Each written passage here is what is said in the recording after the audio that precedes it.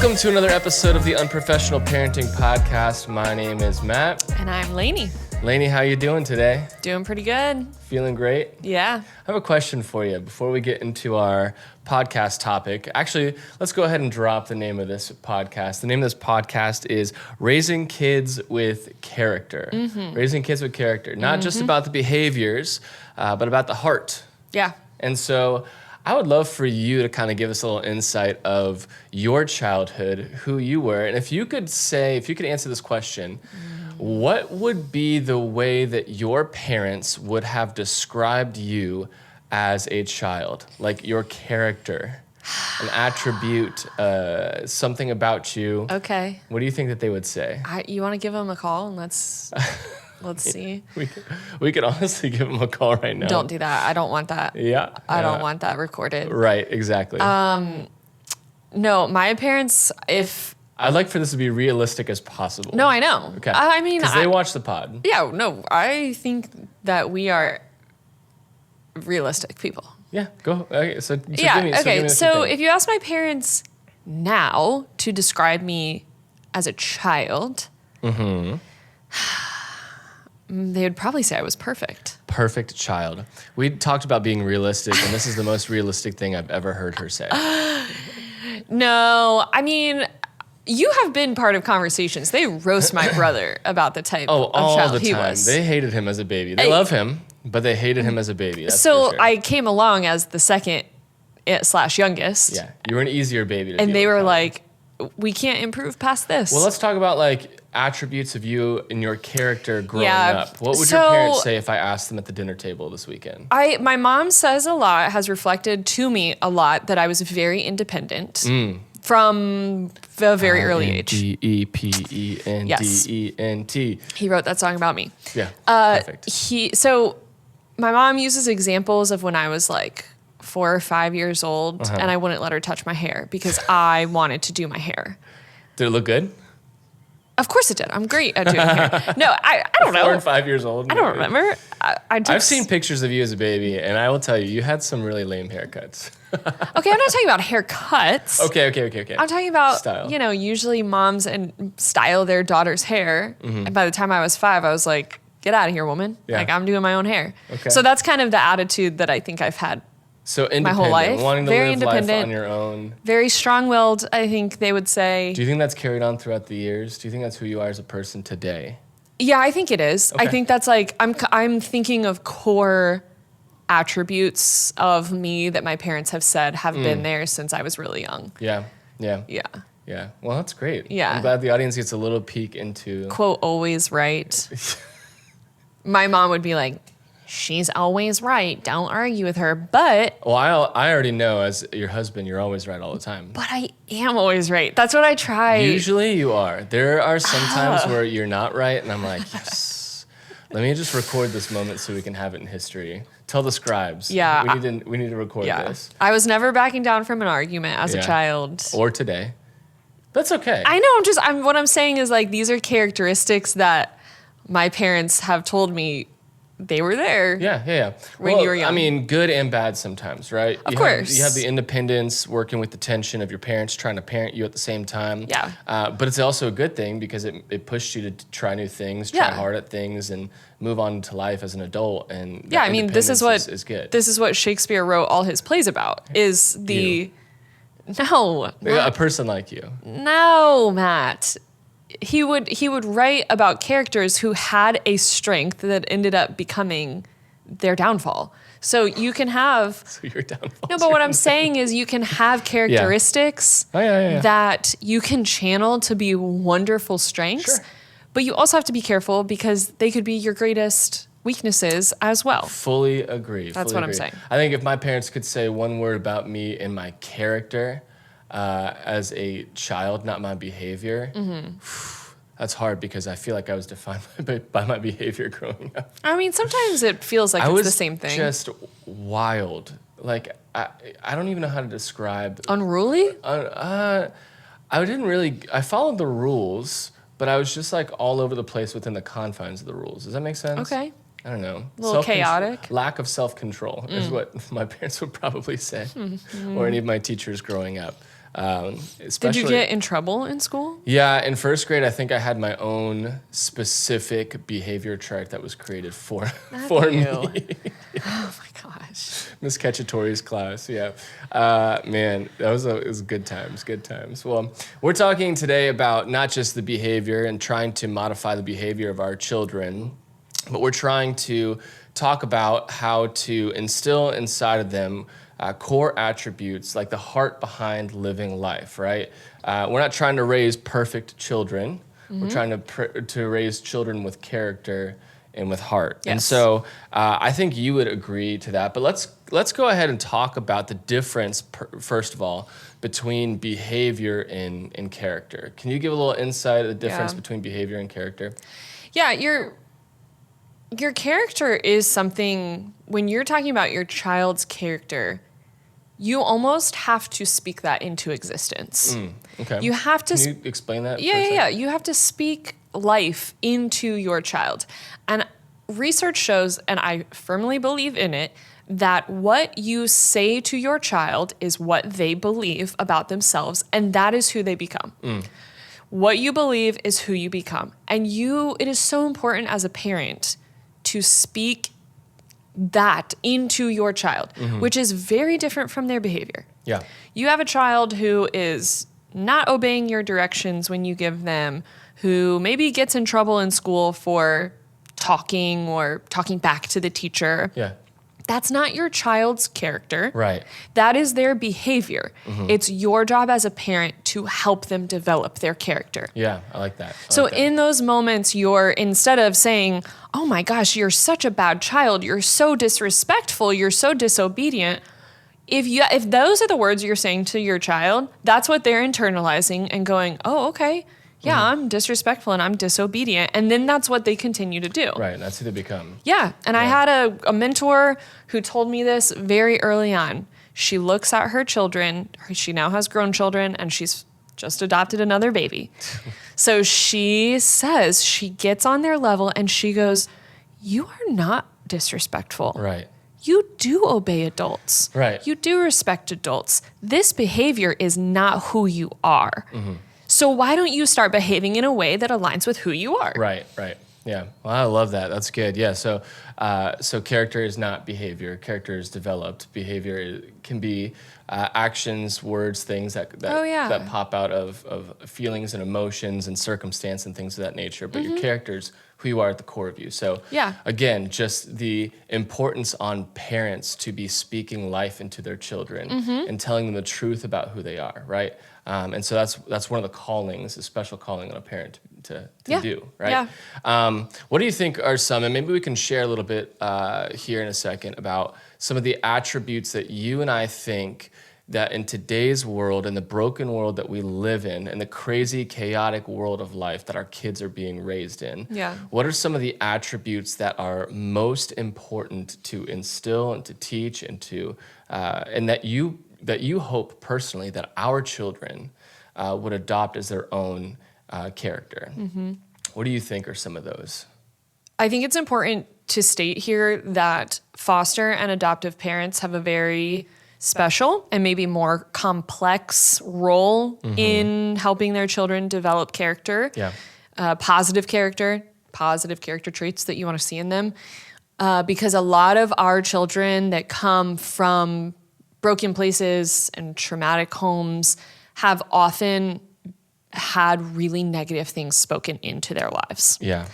Our children have not necessarily, and I don't want to overgeneralize here to every birth parent, but a lot of children in foster care and or who have had to be adopted have just had some pretty awful things said to them, that they are difficult, that they are worthless, that they are a burden, they are troubled, Or circumstances that produce that thought in their own mind that they are preaching to themselves. The lies that they're telling themselves. And that could be a whole nother podcast episode. Yeah. So not even necessarily an adult telling them these things. Right. But Oh yeah, we won't even get into the spiritual warfare of that. But yeah, just the circumstances of their life, saying there must be something wrong with me if my parents couldn't keep me. Yep. Yeah. So it's doubly important for us as adoptive parents, foster parents, whatever role you find yourself in, to amp up even more the positive things you're speaking into your children's lives to develop their character. Right. So for our children specifically, it's different for each of my kids, I think. Yeah. I think for each child, you look in, you see like character development is something that each one of our kids is on a different level at, or just have different circumstances or trials or things of that nature, or thoughts about themselves that you need to unwind and then re-preach to them, right? Re-preach the truth to them. But I also think there's seasons of that too. Like I think it could change from season to season on what they're walking through. Like I think about our oldest child and some of the things that we're trying to help instill in her and teach her about herself are things that are way different than when she first walked into our home, 5 years ago. Yeah. So what are some of the things like that we're trying to attributes that we're trying to instill in our children? Yeah, me personally, we probably have different focuses. We probably align in a lot of areas, for sure. But also we just naturally care about different things. We do. I think for our oldest, I'm thinking like independence is really what I'm at this season of her life. Oh man. She's 15 years old now. She's right in the thick of it, dude. Yeah. So you just start thinking about driver's license, like what's coming up, these big milestones that hit, my gosh. As soon as they become teenagers, it's like suddenly all these big milestones start hitting. Oh my gosh. It's like it's snowball down the hill. Yeah, you need to drive, which means that you're going to be without our supervision during a lot of times in your life. Yeah, really important, dangerous times too, like as you're driving. Yeah. But also you're driving to a place where we're not going to have our eyesight on you. Yeah. So the independent thing there. Yeah. Well, and even if she's not driving there, she's wanting to hang out with friends. High school, you want to go to the beach with your friends by yourself. You want to go to the mall with your friends, but like you don't always want a parent toting around with you. Right. Which I think is totally normal to allow your children to venture out in those areas. So I just think of like independence. Like, do you know how to manage money? Yeah. Do you know how to make decisions and problem solve when we're not there to help you do that? Do you realize how expensive the world is that we live in? Yeah, like we're really, now you got to start thinking about life is not fun and games. Yeah. It can still be fun, but you got to start setting yourself up for success. Yeah, with great power comes great responsibility, someone once said. Yeah, who said that? I don't know. I saw it in Spider-Man, I think. Michael Scott, probably. So Wayne Gretzky. Who knows? So independence with our oldest child and responsibility in our oldest child. What about our middle child? Middle child, I think she is, I think about more like relationships for her. Like, how are you? Middle school is tough, man. Stinks. It's the worst. It is tough. There are so many, here's a great way of framing this. There are so many learning opportunities in middle school. Ooh, yeah. We'll call it that. Yeah. So just how to navigate relationships, how to navigate being hurt by other people, how to navigate when you hurt other people, just like that whole mess of what middle school is relationally, stacked on top of trauma. Yeah. I would agree. What about our son? Man, the little booger he is. If anyone has sons and daughters, I hope you're going just kind of laughing at the difference between them. Yeah, it's crazy. He is so strong-willed and strong-headed, very determined. We'll call it that. He is correct in all circumstances. Yes, but he's very incorrect. But he's so incorrect about a lot of things. So I think just developing his characteristic, I see the potential there. Like this could really be a strength in you. So for him, it's not necessarily instilling something new in him. It's refining it and making sure that he's using it to be a kind, God-fearing person. How to direct that energy and that independence that you so desperately seek and need. Yeah. Why do you think, for him specifically, do you think that independence and his strong will attitude, why do you think that is something that he has brought into our home or that exists in his life? For him specifically, maybe this can be generalized to a lot of kids, but he spent the first portion of his life just doing a lot of things on his own. Yeah. I remember a story that he told where he got bored one day. I think he was like 5 years old. Yeah, the bike story? Yeah, he got bored one day, got on his bike, took some money, and went to a gas station and tried to buy candy. It's like, dude, you're 5 years old, man. Yeah, he's just like, he is independent, and then the environment he was in when he was young just really like allowed that independence. Fuel to the fire. Yeah, probably a little too much. And so he just really struggles to see value in adult teaching and adult instruction and guidance because his mindset is like, I did it on my own for so many years. Like, why do I need an adult to tell me how to do something? Because I can figure it out on my own. I think one of the best things I've seen for him personally, if we don't just go too in on his story and everything like that and focusing in on one of our children, but when we got him into football and organized team sports, and he had a group of coaches that cared about him and were on his butt about following directions, taking knees, responding with yes, sir. Whoo, man, that did so much good for him, just being in that environment and helping develop that character, you know? Yeah. And we've seen some change. Thank God that football season's starting again here pretty soon, so he's going to have those coaches again. Get him back in it, yes. But the more adults who are in a graceful way, demanding respect, and demanding attention and demanding following instructions and obedience, I think has been so good for him. Yeah. So good for him. What about you? What are you focusing on for our children? I think it changes every day. Yeah. No, it doesn't really. It doesn't. It's seasonal. For me, I really want our kids to adopt the attitude of gratitude, if you will. I want them to be very just joyful people at looking around, at seeing what they've been given, the way that people are providing for them, the space that they have, like the life that they have, if you will. And I want them to be a grateful people. I want them to develop that bone so badly. And I think, we're trying new ways of modeling that in the home, but also giving them exercises to be able to do those things and express gratitude. Going back to football, we have our son write a letter to somebody who's sponsoring him to play football this year and just say thank you. And getting him to do that was like, I was throwing him into shark-infested waters. Like, I don't want to do this. I don't want to step in. I don't even want to think about being gracious because it's a vulnerability that that because gratitude is relational. Yes. Because you have to be grateful within the context of a relationship. No, I agree. And it's difficult. Fully agree with that. And I want to also leave space for grief. It is important that our kids have a lot to grieve. So I don't want people to hear us saying, well, you need to be grateful because you've been given so much in life. No, no. We fully understand and validate and affirm that they have lost a lot in life. Yeah. But you can't sit in that. You can't just sit in grief every moment of every day for the rest of your life. Right. There is something to be said for having a grateful heart and focusing on things that you are grateful for produces healing and produces stronger relationships. 100%.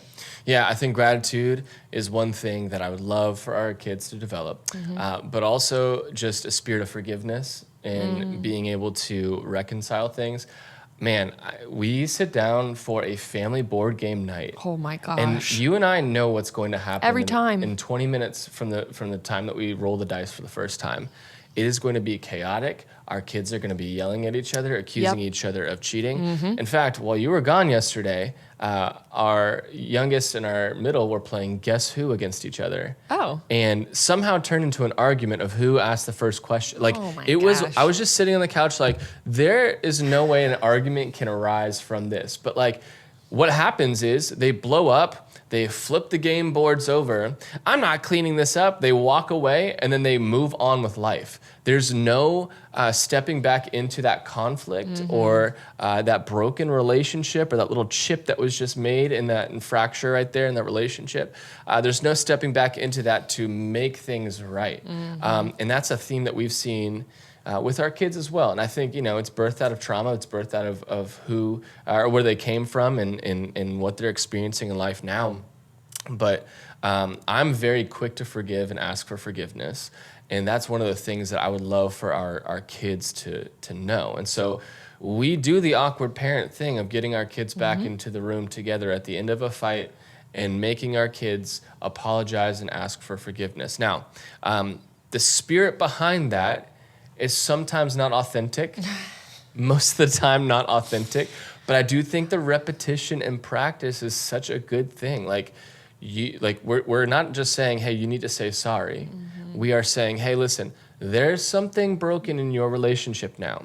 Even when they do something against like this disobedient or disrespectful for us, we make sure that they know, listen, the things you said, the way that you acted, you have consequences for your actions. But one of those consequences is also the fact that our relationship now is strained and there's tension there and something needs to be fixed because they want to move on like nothing ever happened. They'll come out in 5 minutes from their room and be like, life is good, joyous occasion. They'll make crack jokes and they'll be like, hey, how are things? And we're just sitting in that hurt and that grief. And that wait, no, I'm mad at you. Yeah. Go back to your room and think about what you did. We're in a fight right now. But making it clear to them that there is tension and brokenness in a relationship when things are done or said about us or disrespect happens or disobedience happens. So allowing them to understand the reason behind the hurt and the brokenness, but also giving them a chance to restore that and letting them know that there are certain ways that you can restore this. That your words matter, your actions matter. And so going forward, what are we going to do differently when we get to a situation like that? I also think to that point, it's really important that we're not just expecting as parents for our kids to constantly be apologizing and forgiving. Right? We are modeling that to them. We try as parents. It's not enough to just sit and lecture our kids about forgiving if they then turn around and see us messing up and doing something wrong and hurting them and then just walking away from it because, well, we're the adults. Yeah. And that's the kind of modeling versus lecturing that we probably should talk about when it comes to developing character in your kids. You can't just always have the long conversation, especially with our kids. Like we've noticed that when we go in on a conversation or our kids are blowing up and going nutso crazy and we're trying to talk realistic facts about the situation and try to get to the restoring place as quick as possible, there's no way that they're listening to all the 1,500 word monologue that we're giving. Their eyes glaze over. And they just keep repeating the same thing over and over. It's like they can't get past it, right? And so even on the flip side of that, when they do calm down and we're having that conversation, we know that words only matter so much, right? Words like the lecture can only matter so much. You have to model it in the home. You have to be the kind of character that you're trying to see produced in your kid's life. You can't just say the words. You gotta do the things as well. And we're not always perfect at it. No, of course not. But I think it's important to remember that your kids are not going to remember everything you say. Right. They're just not. We as adults don't remember everything people say to us, but they will remember how you made them feel in those moments. Yeah, no, absolutely. And they will remember the culture that you created in your home because of what you were doing and how you were acting and the things that you were modeling for your kids. No, I absolutely agree, man.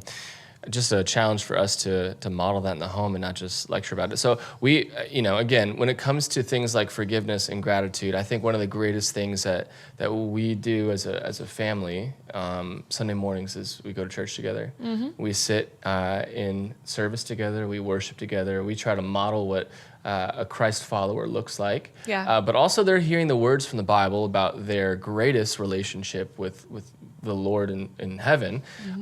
How we all fall short of the glory of God, but God provides us a way of salvation through Jesus Christ and forgiveness. So ultimately, understanding our position before the Lord reflects our relationships with people around us, mm-hmm. right? So I think the greatest thing that we can do for our kids is encourage and strengthen and build up that relationship that they have with the Lord, and watch it infiltrate their relationships with others. Yeah. And I think that's the greatest character building thing you can do as a parent, is have absolute truth from God's word, and what the Lord says about them instilled into their lives, right?